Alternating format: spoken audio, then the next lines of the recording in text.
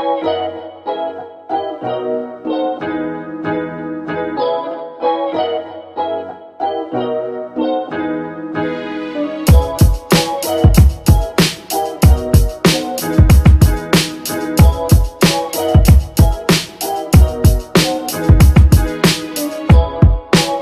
ministre l'a dit, elle a une ambition, c'est de déployer à grande échelle sur l'ensemble du territoire, partout, des autorités organisatrices de la mobilité. Parce que, vous l'avez dit tout à l'heure, il y a un point qui est essentiel, c'est avant tout ces autorités qui doivent gérer la mobilité.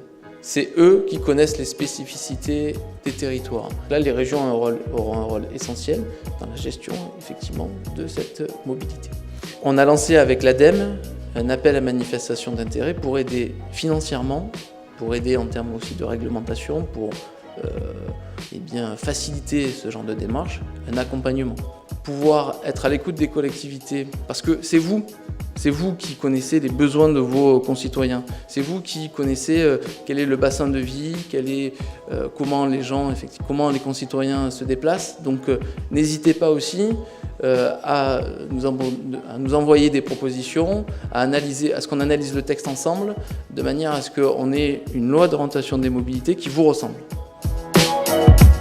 Hier, j'étais dans un congrès sur les carburants alternatifs et je disais, on parlait de tous les carburants, mais il y a un carburant dont on ne parlait pas, c'est la data. Moi, je considère que la data, c'est un peu le carburant de l'innovation. Et donc, on a un véritable enjeu d'ouverture de la data et d'ouverture en temps réel. C'est non seulement essentiel pour des solutions telles que le Mobility as a Service, mais c'est un véritable outil d'aide à la décision pour les collectivités, pour connaître les besoins de nos concitoyens. Deuxième aspect dans ce titre 2 Nouvelle Mobilité, c'est l'expérimentation. On le voit, on échange avec des startups, avec des entreprises, avec des collectivités. Il y a de nombreux freins à l'expérimentation. Nombreux freins parce que, en termes de marché, de gré à gré, c'est compliqué. C'est aujourd'hui limité à 25 000 €. Notre ambition, c'est de passer à 100 000 €, de manière à ce qu'une collectivité, une start-up puisse dealer le plus rapidement possible.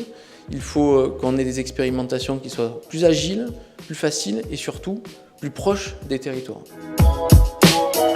Alors ça, je préfère être très clair, la loi ne peut pas tout, c'est-à-dire qu'il y a un b.a.-ba, c'est que les gens se parlent.